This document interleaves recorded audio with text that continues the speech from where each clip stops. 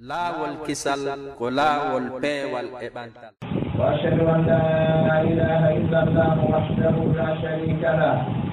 القائل سبحانه إن الله مع الذين اتقوا والذين هم محسنون. وأشهد أن سيدنا محمدا عبد الله ورسوله إمام المتقين صلى الله عليه وعلى آله الطيبين الطاهرين وأصحابه وسلم تسليما كثيرا إلى يوم الدين. ثم أما بعد، فأوصيكم عباد الله ونفسي بتقوى الله العظيم. قال الله تعالى: يا أيها الذين آمنوا اتقوا الله حق تقاته ولا تموتن إلا وأنتم مسلمون. أيها المسلمون، إن الله تعالى أمر عباده المؤمنين بالتقوى وأوصى بها الأولين والآخرين، فقال سبحانه: ولقد وصينا الذين أوتوا الكتاب من قبلكم وإياكم أن اتقوا الله. وذكرها في كتابه في آيات كثيرة دلالة على فضلها وشرفها، وجعلها ميزانا للتفاضل بين العباد في الدنيا والآخرة. فقال سبحانه: إن أكرمكم عند الله أتقاكم. Senarai restoran dan sekalian Allah Tabaraka wa Taala. Orang lekit berke bulo memodem kulo nampo kampo subhana. Wadi kulo Allah gor kokani wanita wadanggal. Para renda delawar datu gongon. Ojo kita tebo ko elesi patatapwa. Idan sedo wandema. Rela sedo wala igonga. Dari gandon dewa kongca kongganda ira dong galorai morewa di gandon dan napai rewoi dong siwana kampu subhanahu wa ta'ala god omara kapidito erewedeo manuwadi di omara kapidito eta mugongo omara kapidito eyestede ejarne de manuwadi di omara kapidito kadi من قوم المنعم يستحق بالحمد والشكر وكذلك الخالق يستحق العبادة. من دون حمد يستحق الجمال. فانقضات وإلى مالكم من نعمة من الله فلا نعم مغرضا وإلى عين فتونا كما سبحانه وتعالى ونا الموت ونا الأمس ونا الكلام قوت ونا اليوم الجوبي بل من الله سبحانه. Hai, orang pun kita terima kubur legong berdekat Tuhan, Allah won di eseng bulo bermakam Tuhan. Itu mungkin ada ma'iyah, lalu won tidak lepas ma'iyah tulistika wal makan, wana won tidak pokok dia golmo mandira, ini mandira, won tidak lawan tidak numpule, bal وانتقال بالعون والنصر والتعيد وانتقال بلال يتم جنبول. إذا انتهت وانتقال النبي محمد صلى الله عليه وسلم وكثيرا الله ونال يتهت وريو وجانا انت كل وجه الجنة العالم وريتكم عبد الله كما كان يقول عبد الله ورسوله. خير لأنك تشتري نوم في الإسراء والميراج ورينه سبحان الذي أرسل بنبيه أو برسوله بعبده ليلا من المسجد الحرام إلى المسجد الأقصى. هاي وجه على الله وريو نار بشير ورسوله كنيرا الله ودرس بشير ونا يجدد فقط بشير إمام المتقين. إمام خلق له بالله إذا سرى الله والجود صلاة الله على النبي ثناء وصلاة الملائكة على النبي دعاء وكذلك عن صلاتنا عليه الصلاة والسلام عليه إنه قد عليه وفي جنسا ودعنا قلنا صلى الله عليه وسلم وتتجد جورو بلنا لا صلى الله عليه وسلم الله تبارك وتعالى ثم تندنا إن توفي إني إيه بواجب هاي إذا جرى قد يعلم جورو جو تيجو يمحت لا بصعبة بمحت لا بلحتنا إخوان لا يتنجي كلها يقوتو إنه ما صعبة بلا الله واتبع يتنبيع مبدين الشيعة لا أصل له ثم أرض ديره صحابة من الذين يقول كلهم أمناء وكلهم عدول بفوق بغلني بفوق بالنزل وعلى السنجل وعلى رأسهم أبو بكر الصديق رضي الله عنه أنكر من أنكر أو رضي من رضي Isra begitu ya dulu. Kalau ini juga bawa mak belum dia sini dulu mak deh. Kan yang Allah pun begini yo kaya dia sendiri dia mesti. Dia ada Allah bawa dulu itu deh. Bila orang yang mesti orang mulu Allah mau orang dicabu Allah ilahi. Ena. Kokam boleh mengenang boleh. Boleh Allah. Kita bunda جمل المفسرين كل رجل في رأس قرية اتقوا لا اتقوا عذاب الله كل لست على حق تقاتل كل على موهاننا نرجوك لولي ريدنا وتوم ما يجي إلا وأنتم مسلمون الله يرى ما ينال أسلوب ما أطر الماتي كما فأقول هذا الممات منه ونجمع من يرى إسلام Forse con Allah tabaraka ta'ala ibede Allah saya nabarali ko di Islam o yala to artu bol adu karano yado la hara yumi artu bol aduna yo andu taw la hara weli royadi wala rabbi yawmi da'ani amal salihan bima tara jabongo baraka tukalla hare to ya artu do golla ko artuna artu mutti wakilo kita kamu wodo waktu nafdun waktu bukan wanita kalau tidak ada bono waktu film sama anda di kota kita itu mana pasang orang mampu padalan anak ini mana pasang orang mampu anak dong padalan dia mukiam sih bunuh bertempat kau itu berfirman jadi tempat kau itu juga jodino kau itu pun seperti itu pun kau itu pun kami dihadap fursa Kalau kita waktu tu mau berulang ngomong, ayuhan muslimun, orang yang masih terjebak, Allah muanya ini dia ada makhluk bumi dan pulau Allah. Orang ini pulau Allah bukan artinya dan esak hidup yang boleh. Wallahi orang yang wasi kita okta ada jadi ko artinya orang umat Muhammad sallallahu alaihi wasallam wa iyyakum orang Muhammad anistaqullah. Tidak jauh dari kulah Allah, sunnah itu subhanallah, Nela Rasulullah SAW, Tede, Allahu awsal awalina wal akhirina, Nela itu imamul muttaqin, kamdawun imamul dan labis, Rasul Tewa, Azhar, Kufur, ya ayyuhan nabi, muttaqin. Hai. Saat ini itu akibat dari sepuluh Allah kita, kemono. Nela berumah kuliah mengaraiga, hari kalau saya bilang ayo dulu anda kepada kepada. Kemudian kita air jadi banyak anda jadi sepuluh anda jadi kita ada kerana kosiaya dan kasiran, air jadi Jika akan ketinggian ada apa jadi apa ini? Kahwa itu bukan kulo Allah syarafiah, yani sidumar kulo Allah pun banyak ada lagi kulo Allah pun bisa nantikan lincafadu baina ibadi di dunia.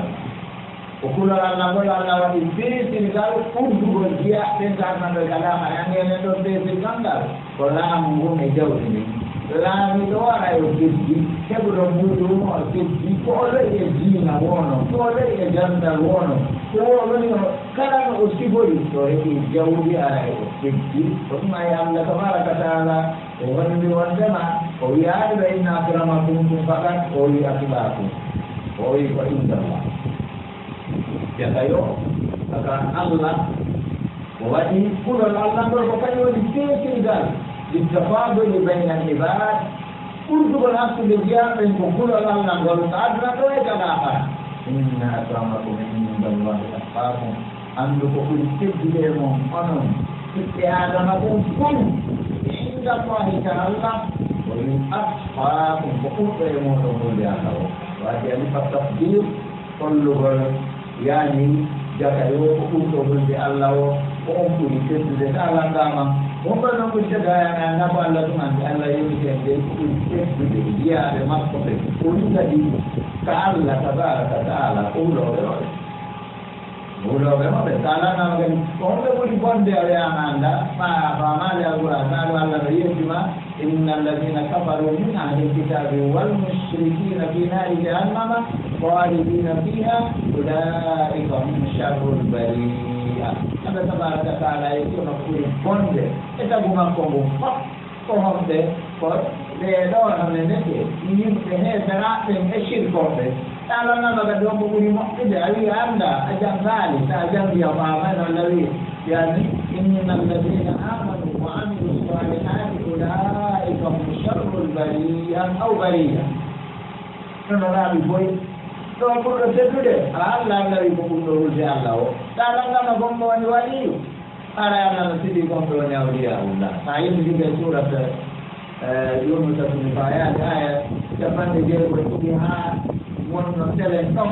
Allah tabaraka taala no wiye ala inna awliya allahi la khawfun alayhim wa la hum yahzanun alladina amanu wa kanu yattaqun ila kullu man ittasafa bisifati liman wa bisifati taqwa fa huwa lillahi waliyyun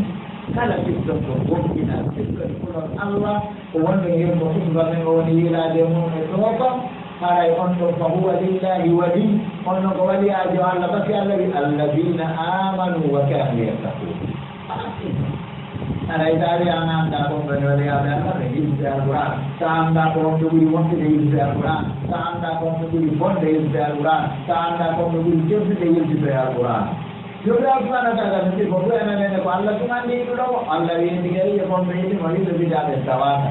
par ce que Allah tabaraka taala on wiya ko iwtirɓe ɓaawo nelaaɗo wowni andi ko Allah wiyno ko iwtirɓe ɓaawo ma an nelaaɗo woyiɗi ma an nelaaɗo mbiyen ɗon bone on no hakkili ma moƴƴere nden no hakkili iwtirgol ɓaawo nelaaɗo kono Allah tabaraka taala wi qul in kuntum tuhibbuna allaha wa fattabi'uhu yuhbibkumu llah wa yaghfir lakum dhunubakum wallahu ghafurun rahim ikan ɗo kadi so a wi a annda ko honko woni ɗiɗo Allah o haray a janngaani so a janngii a anndayɗo ko iwtirɗo ɓaawo sunna nelaaɗon ko wiyete yani muhibbun lillah ko wiyete habibullah fattaqwa kalimatun jamiatun mania kulol Allah ngol ko ɗum woni konngol mooɓidirgol kala moƴƴere ɓuri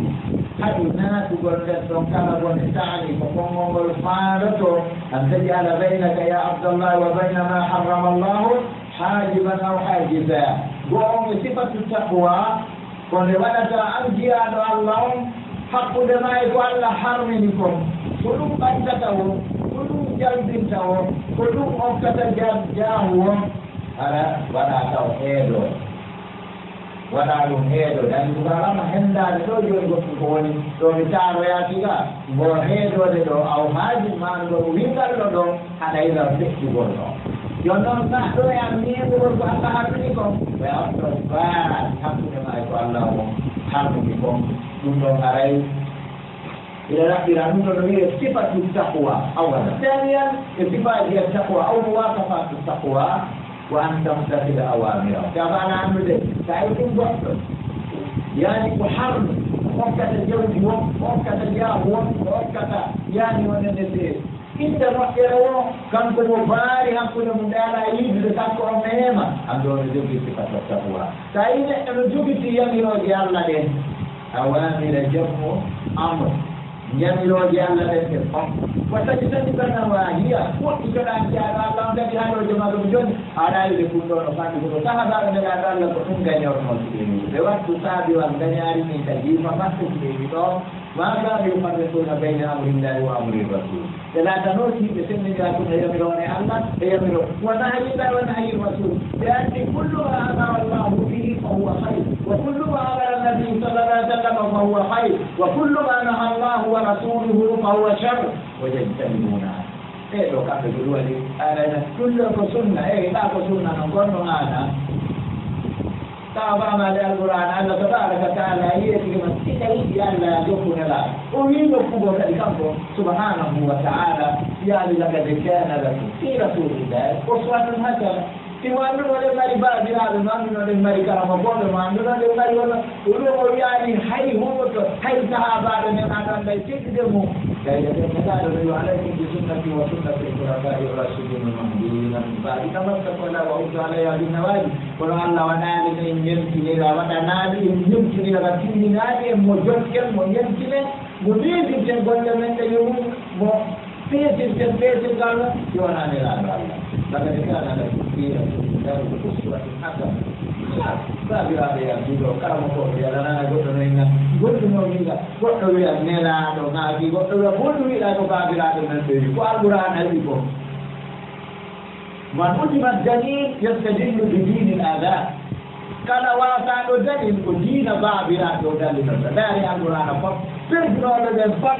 nanggal dan fak. Ko urun puno ko jabo dan fak ko ya inna wajadna abana ada ya subhanahu wa ta'ala la kana lakum dina wala tibadira al-ma'ti ana mukunna kamu bermente ko jinni ko fak ko jinni ko me ko manela do ko na do ko dele lando dela diri wallahi uli ditawi bene ala jema doktor mausa de Cara itu lando, kono mana menurut sampai kono menjauh, iya om jadi. Menurut komentar ini mengkon menjauh, contoh dari mengalir, contoh dari mengotor, contoh dari mensul, contoh dari mengora, contoh di membeng, si om bambi menyalang nak kompon jini, para ikut, si dulu nojara gok, kompon nayo gok kumengke, koyon menjadi om menjauh. Kudu aja ni, kalau gando. Mana kana makamu fi nas kana daraja mako kila kimakutumi yenyewe dawlu mulaysa bihi komol mako ngambo dan aqwal ulama ila istadallu biha bal istadallu biha komol kana mako ibuna jalli roki bal yustadallu laha jadi ko tidak ada jadi Imam Malik wannan da hijra yang dikajuni secara berdua kalau dia masalah malikun ada lagi jadi. Kalau pun jangan dia malik jadi dalam qawlihi. Ada dasar juga. Dari kalau dia dia jadi mutlak tidak jadi dengan ad-dalil ala ma qulna la Allah ta'ala rasul. Saya mesti itu baik. Dia ada orang sifat tamu di mana ya kono kan oh iya buat pun itu sifat kita ni tahu wahia tasma kull ma jaa bihi al-islam min aqidati wa ibadati wa muamalati wa khuluq arai kulala no mok dakala ko islam ngati inne mengo de woni miramo dewangal idi e ko ade je tumbe de der tombo gordo dilal mok nyangal tek Jipko nai, orang betul juga dengan orang di luar di Madinah lah. Muamalah di orang masih mudah, nak, mana kajulah, mana kalam, mana karamokor, mana kamau, mana kasonad, mana kamiskinad, mana kam. Hai egoto, ujung dia huta deko ko gol lagi. Ayo tu nyata. Mula musibah. Ini rumpu jangan buat tempat dewa jadi jahul. Percaya jadi wallahi la boleh. Jangan boleh tak boleh gambar deh.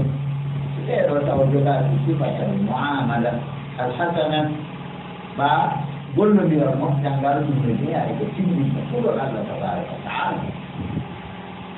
Ayo mendengar itu jangan berbicara nanti itu malu ngomong macam hari Sebenarnya semua orang aku lewat janggi, lewat janggu, lewat ada janggo. Untuk orang itu dia tahu tadi nopo gol. yago to jete tere bawo ta tera ka baro na do waya kere ngara janga ta taw ta ta al haybo ta no to biya ta ma to na sesi dira akure na mo ko sesi dira akure jango de anga janga ta ay bay bara je na gongol ko na ay bata fa ida awaga ta yo re be ko ko tongi majjube be hettu de ma fa ukka de ma e hakil amba do ko atiyo war tuti gal jomina le ko kan kino arde dia no dom afer mal ko ti tu poria Mana ino dia saya jangan gol nangol. Bano baca dia ngala tu tidak. Ay bay bara dia na gol konanga ne bay au bicara itu tak ne bay wadali kutuba ne bay wadali muhadara ne bay jaba bilandal ne bay ondar dinari ne bay andar dinari. Tu no ngara pe mai de na ko tu no. Ko bara nyam ni. Kau lihat ikut ko ni we. Para ino ko muskila. Ko ni se al hamana itu gol tu dina kan jangan Tuhan menyembah yang problem tu, kedua dia coba kalau masih dia belum sudah jaga. Coba kalau mau ibadah atau kawan, coba kita cuma masalah sudah kawan. Lana dia tahu pun, in alam nabi ada dua berkala. Ni di sini nanti kita tahu kalau tu nol tingginya. Wana apa kalau masih mana, kalau masih dia terlihat. Katanya kalau masih dari. Na tu kalau masih di kolong saat kita, dia tahu dah tu kalau di sini tahu nyaman kan. Ada makonan, pasti kalau nadi dan ada timu ajambu. Saya juga kalau video wan ini kalau wan ini wan masalah mah verbal. No, dua itu saya kata dia itu golongan kata saya pun dicuri itu ayah. Pon sigi buat video, pon juga kalau dah majuri dekat orang ada suruh juara sigi info, bukan jangan. Ayo kita barang kita mau berdiri dengan apa ya? Nanti apa jangan lebih nama. Kalau ada di situ ya, bagi barang kita mau berdiri tu, ini jadi cendol sama yang kita bahas. Non dia doktor ya kan? Mau tak baca cari? Bukan mau komen dia tu, hai buat tu ani aksi dia ada jambu ya. Anti video ini jadi lalu ini dia mau janda poldo mereka mau bantu sino mana ko mo diko sino mana wala to ko kurewa e mampo teka sino mana ko hay kero ni mo kanko de panka de ni hay torni de hay wa to bala ara tubu muri mela do mo de jikko to janga ta se ko ga ni wonde man jahil yani onelete tawo sini na rewo on woni alla buiwon na sini tembe ana ko mo mo ni alla ibnu qayyim rahimahullah o do tare ba shaykhul islam bin taymiyyah o wi al jahil la yu'addu min wujudi salat dan na ngira na ri jeji mo tentu andi alla dan na ra de jango yo mal de laula amilla kutam ara yo diga mental gon ala illa yawma yuswaqu bi ba'd kita mutahin ai de no diba so yo diga mo pa de jom ni dira ma de jangi la ma de dan ma de ye di ma ko ko me bo de kita na ala na ko no di ko de itu de jom dire so yo kita ke alura na sunna ko on certo jom pala o filo dira e jangi kita yo yo kita der sira la de sunna la ko on certo ko wata ko e watu ni hare ino ay jere الذين يستنكرون تولوا وجوهكم قبل المشرق والمغرب ولكن البر من آمن بالله واليوم الآخر والملائكة والكتاب والنبيين وآتوا المال على حبه ذوي القربى واليتامى والمساكين وابن السبيل والسائلين وفي الرقاب وأقاموا الصلاة وآتوا الزكاة والمؤمنون بعهدهم إذا عاهدوا والصابرين في البأساء والضراء وحين البأس أولئك الذين صدقوا في قولهم لا إله إلا الله وأولئك هم المتقون الذين اتصفوا بهذه الصفات هناك صفات أو مواصفات هي تتعلق بالعقيدة يعني ولو فأرضوا في قدر ولكن الذين آمنوا بالله وكانوا إيمان يعني ومسلمون أن كان قولا لكن سنين وسنان سنين سيكو عرب وانتوان سيوتي ونبقى كوين عرب بينا نتاكا دي عرب لو بيبالي تأيي نو مكة ما umrah doon na nagkaya idol yan ay umuya ako sa tanah sila sa tumpula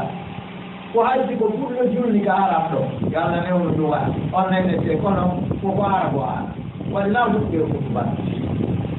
ko ya ne da me kon lagi de so so joki so dinota kala ɓe ini muhadiru muhadara soto yaw darata taka juulude soto kala ɓe muhadara pulla darata ka juulude fullude kala ɓe muhadara maninka darata ka maninka ɓe so ɗina nani hano ɗo yawdi pullo ayi ɗo ka juulide maninka ɗo o ɗorali honenete yani haala maɓɓe tan tawaderenta ene kadi manikajo ari ɗo assalamu aleykum wanni o fuɗɗi haalde maninka ma sota hay o ɗuyotomo kala no wattude ɗo juude juulide ɓuya juulide kanano ɗon aray ɗon noon ayeteɗe no timmini ɗon aqida ɗin ibada wono ibadaji ɗi wano wigol waɗama salata wa atodata kono noon muamalati ɗi wano wigol ɗo wasabirina bil ba'sai waddarrai walmufuna bi ahdikum ko muamala kologo ɗo wano ɗum yurmegol miskinaɓe wata mala lahude ko wiyatoa aray ibadallah inna asra taqwa an yaji ala العبد بينه وبين الله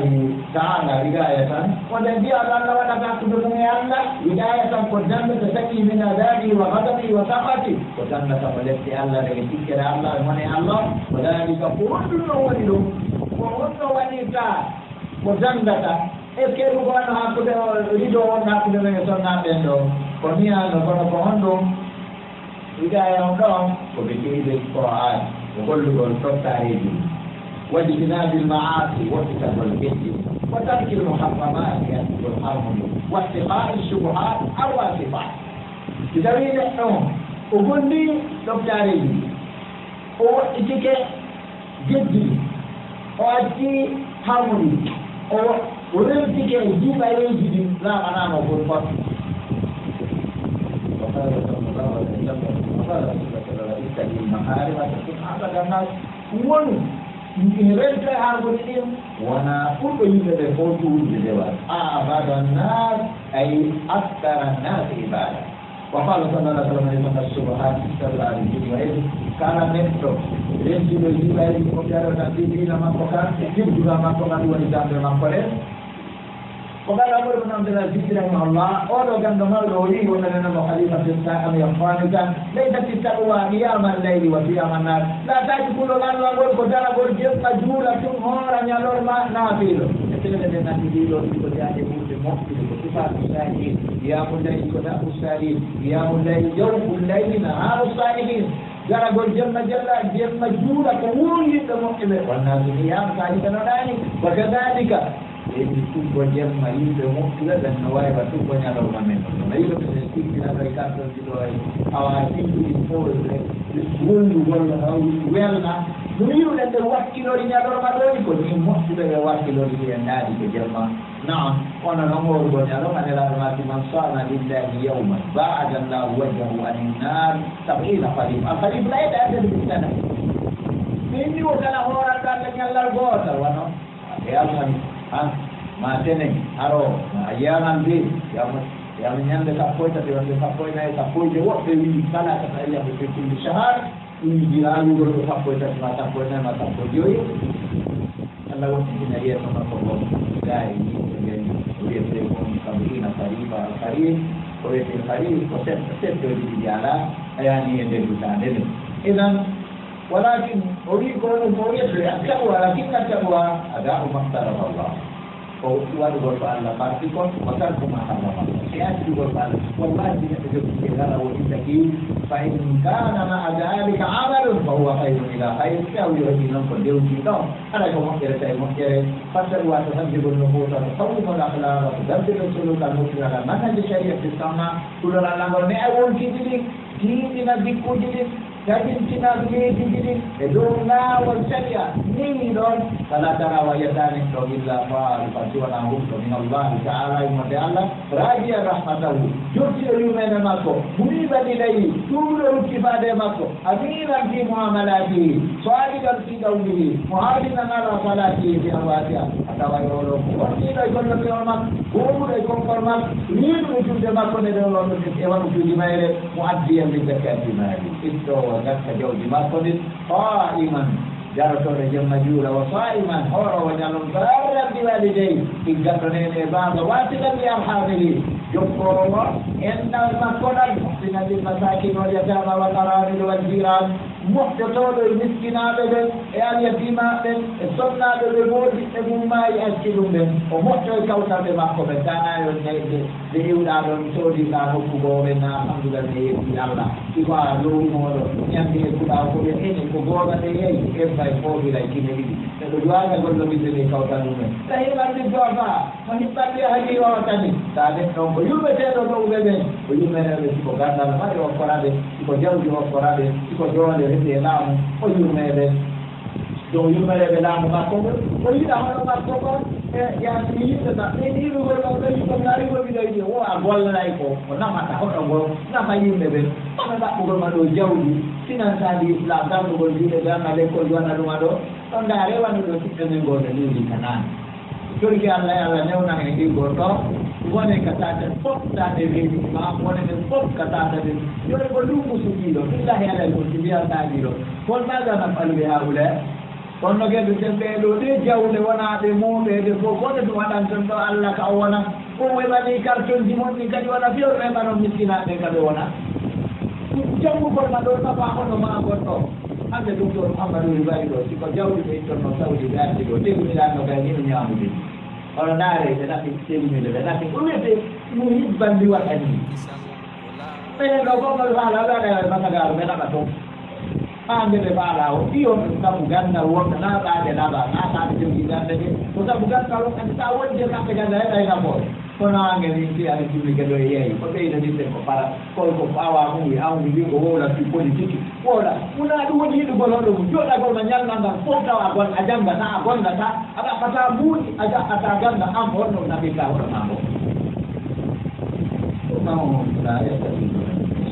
la yesidi wani ɗon o toñata wala yagodiro o waɗata wala yahinsu o jindindirta ko bone o tefirateɗe yaltiɗo wala yah gaw wanne o jampata wala yeftakibol fawa ayta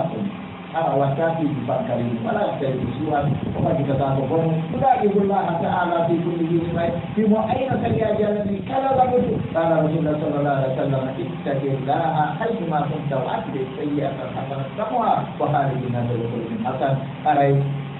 kuɗo allah ɗo ko kala ka wonɗa jottintina bone mo waɗa moƴƴere nde monta bone on jikkinoɗa yimɓe ɓen ndi ko moƴƴo waɗata bana ɗumen abdoulahi bin soubayr mawida tan ko faala abdoulahi bin soubayr goto ko windannomo leetere o wiɗi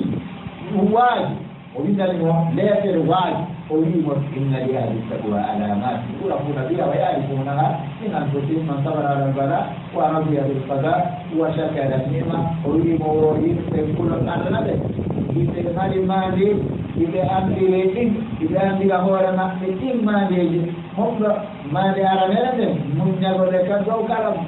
albala o jarabuye ko nambara mo allah waɗi doorti o weltoral ako allah ñaayi waɗi e maɓɓe ko o yettinema allah aqulu qawli hada wa astaghfirullah alazim li wa lakum fastaghfiruhu innahu huwa al-ghafurur rahim alhamdulillahi wahda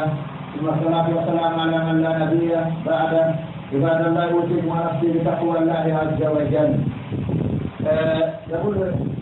المسلم إن الإسلام يحثنا على إمامة العلاقات والمعاملات على التقوى لأنها أساس الأعمال وبها تبدأ الأحوال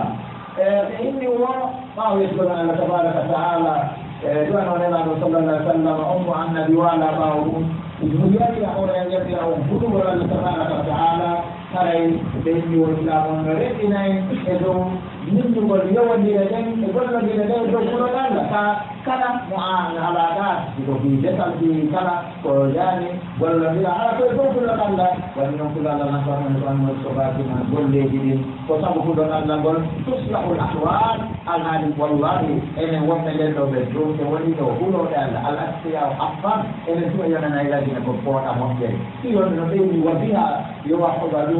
وبالتقوى التقوى ومن أعظم مقصود به الخيرات كل ما نقول من مولد كلام شفت من جيل مؤثره كليه نعم يا إخوة الكرام فالزوج مطالب موجبون قالوا كما نحن kita ni ataqwa fi muamalati zawjati fi kulli wa la fi jilide kuma o yawo to ma jariya fi jira te go ko recette le gadani ko ko no ba la fi abul nelado dambe abul nelado an bi sunna abul nelado Allah on e be bubun ala menena do wala do kursi pondugol naya na porto ma soda dum hande sa yaade leydi muɗum ɗo a fendita o yimi mbuuja yo sowdi o koɗɗo kamanta gawna gawna ɓayde a sikka e golloro makko min konngol jami tawa bandiji goreji maɗi ɗino kam aɗa e konngol no wonde ɓeygol yimɓe aɗaɗa aɗa jende misiɗange misiɗoygol ɗum foto aɗa caɗoygo maɗo ngaɗan ɗo fimol yimɓe tawa ko ellam molanaɗo ni kadi no woni ɗo woɓɓe diina tawiɓe fotima no waɗe tawiɓe mo haga no waɗe machallah sikka sahabaɓe atta tawama haɓe fettata e leydi mum subhanallah haray hakkude yennugol sabota fanni makko dampadiranji makko ɗi yalkumone tete waɗa kay muslamu yimɓe ida amsaka bi maruf fa ida sarra wala ihsan qala allahu taala fa in saku bi maruf sa jogi to jogi toraɗo moƴƴiri sa acciɗa kadi no moƴƴiri sa jogi to allah wi ko imma jogi toraɗo andira e saria ono moƴƴiri aw tasrihum bi ihsan tediraɗo moƴƴiri wan hasani الإمام حسن فقط حسن البصري أتاه رجل بصر يعني نبدأ أرنم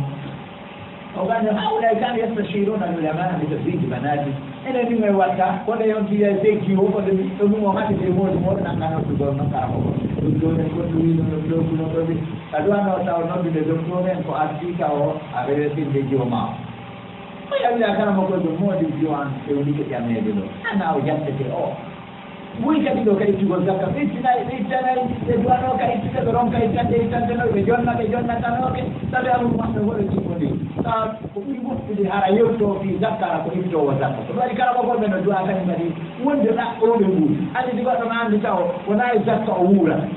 Wona zakka darna ni mo ko makko. Wona zakka woni ni o de be ngure makko de. Tan ko digi bar ko ito zakka jonna ni me sala ni mando nyawo e zakka. Ko jelo ho ko to andano zakka ittite. Imam Maliki wa itti a jonnali ana le jonnede be. Ai tali ana ittanede be. Ara wona li itta ittu.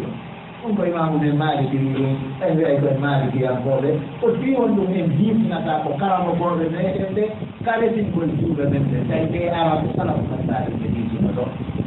وإن اليمين وحبها كما يجوز ولقد كتب غير واحد يثبت منه وإلى دور فمن تشير عليه على يا نعمة زوجها ما شاء الله قالوا خير ولا هنا يبين وهو صرف لله الحسن البصري قال له قول عالم رباني وإنه يحتاج يا بول يعني نحن كان يزوجها رجلا يتقي الله فإنه إن حبها أكرمها وإن أبغضها لم يزل الماء متى نتصف بهذه الصفات؟ كيف تقولها؟ وأنت تتصف بصفات مثل مغرقه له مع الله شو يمين من الإمام وجد لك شو عليمه كالفين وعليمه فتواني أسام وعليمه أنا نقول ما شاء الله يهمني وندما tukki mondude hen to joni ɗon no mara koko tagga to fof ɗum duwa noon nande kono mbasa e wonto nora wami taw yani o neɗete hakikatan etoɗen faamen ara an joni jangal ko janngugol arabo on funnuwa jangayno sentitaɗo on tumanti yotidede ma waɗamo e haala e deftere kawrumto kono en soodata defte joni moyiɗa o ko falluwa jogi ɗiɗo ko leydi jorɗinigol ana ko ɓe maktabe charge no ka téléphone man ɗo ha ƴetti mo hukka e ndiyan yaltina maɓe jooɗi e fuura e yewɗo ɓaɗe ɗiɗi ɗalaɗiɗa mari maktabe kala ko ɓeɓe molanaɓe docteur aade mo ɗiwno saudi o ari gambi hollanda gowano o soodani hoore makko ɗi o soodi cartoji defte o nen ɗo janggoɗo o addori dépense ɓe o watta taw séminaire ɓe fo masala ko gawra o fat ko ñamete ko dendewru ndu fat kanko o yahi o ɗuɗi jokkuure kawnani ka janggete ɗo o hotel ka woni ɗo won defete ɗo itte ɗon tooƴe soƴƴe ɗon hirte ɗon taarabin yota mawbada sa o landano fiwan ɗum haali mum yani jihad ganndo ɗiɗo ɗiɗi ma cotiɗi ɓe ɗaɓɓita ko ngawa defte kaalije makka shami o gayr shami وإن نعم هذا عالم كهربائي إذا جاء الكهرباء إذا كان الكهرباء موجودا فهو عالم وإذا ذهب الكهرباء صار جاهلا ولي ولو كان كورا ما كورا نقول كان كورا يا أما يوتي على يدهم والتاجر وإذا نكاح من الناس من كلهم دابين والتاجر سبحان الله. ينبغي عليه أن يراقب الله تعالى في تجارته فلا غش ولا خداع ولا احتكار ولا رفع للأسعار. على itu ini jula jogi itu gale naik takal umpa. Gogon tahu obor aina Allah igulan ka kuma ko munte itu aina Allah kita ujo. Kalau ainu ke Allah ni. Sedelu ojine disai ko ko ne ko. Ojine disai ko ne. Pira kata ande do wa dumu Maria to dai wa do la dinai. Padang galion to. Torso tahu ini ayai esenke de nambe no arte ai vite di no kare na usar de to no na olo ko diwa wado ta consigo voglio pata fanya bana pangotera sika bona do mai de ni bulan ono nya di wana do ana de na tini pangkam si voglio di che dai go quanta ta subhanallah kala ne no jam pata ko ne mo ye ya kau ini o maraka ko yimɓe ɓe hatojin haɓiri ka tati on man kata ana jeggon wona jeggon ɓeɗe downe ka jenoone wona mbiyaɓe ɗoɗo ɗoɗo gonin jawi jomade nan ɗo ɗugonin jawi moɗi a gonnude ta kadi ɓe tati am jooɗo fiyeya ko falta hen ketto yimɓe ɓe nelaɗo ma jebte nami naati de ƙala rasulullah andu noon waɗandire nala sulaymana ka قال رسول الله صلى الله عليه وسلم إن التجار يبعثون يوم القيامة فجارا إن لا رحمة الله نقول من الله أنو نجول هذا إن من سنة جنب يوم القيامة كبهم على كلام من على كلام الرسول الذي الله يعني يوم زكى الله لسانه الله ما ينطق عن الهوى إن هو إلا وحي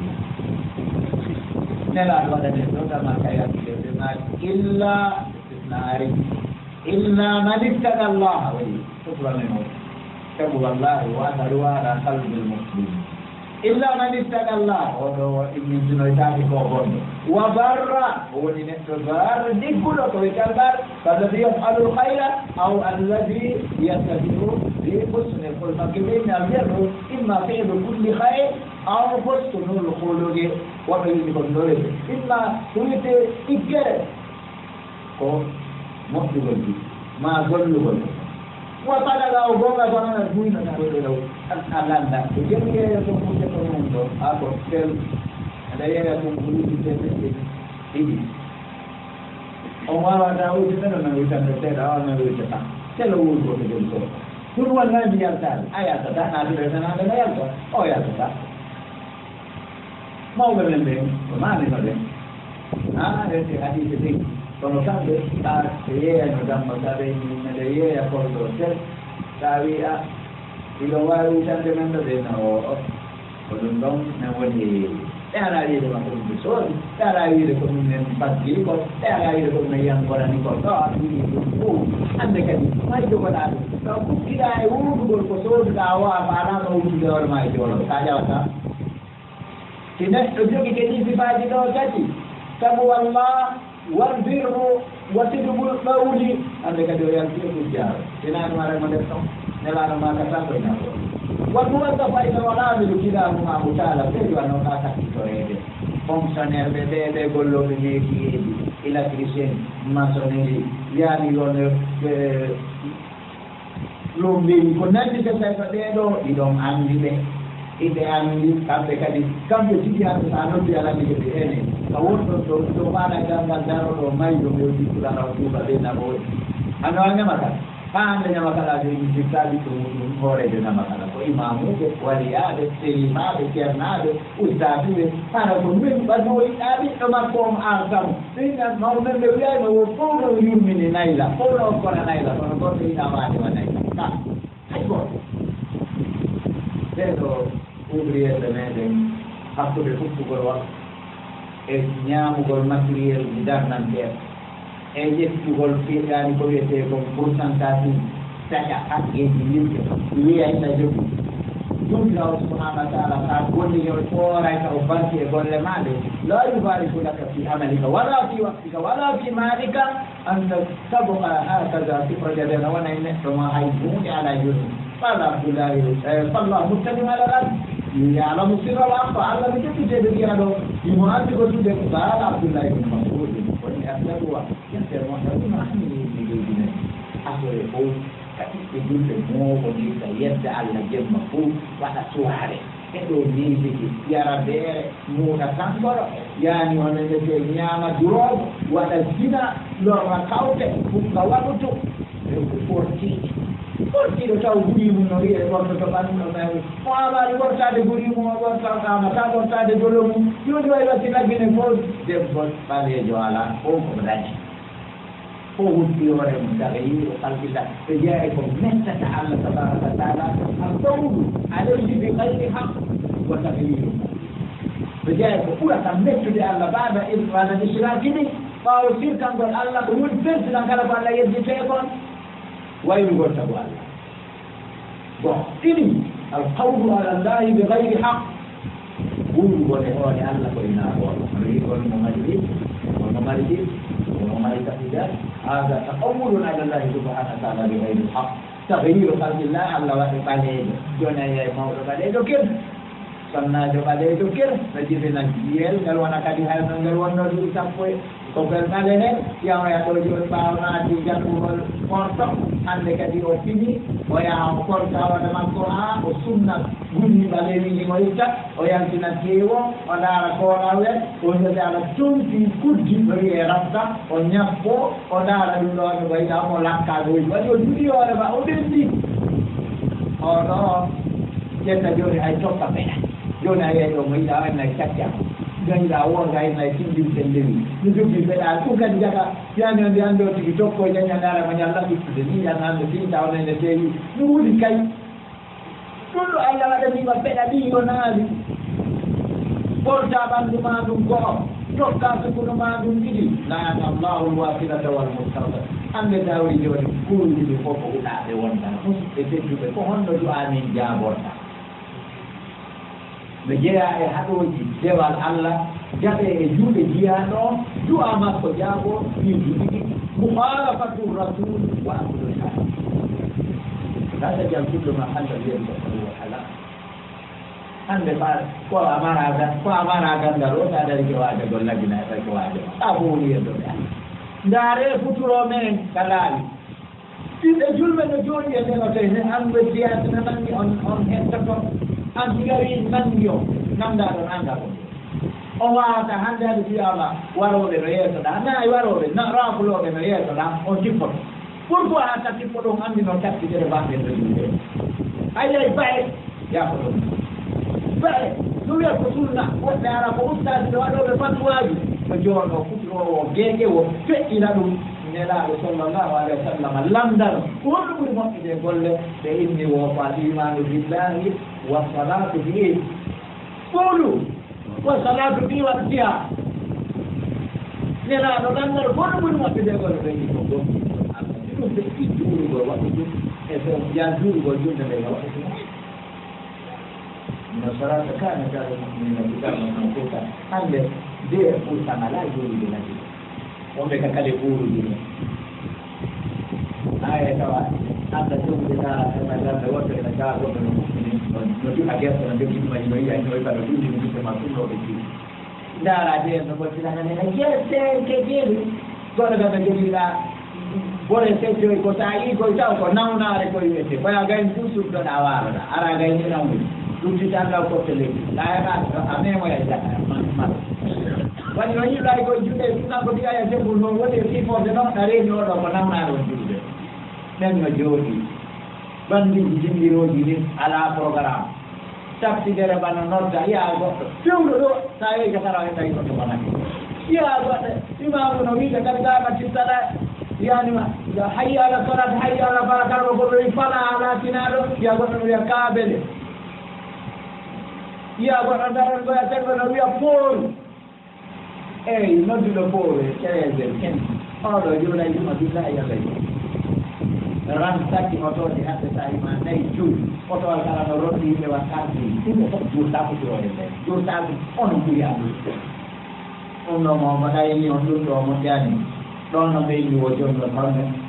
an yuta allahu fala yuta وأن يذكر فلا ينسى ولأن لو تدعنا ويبدأ كذو إنه جاء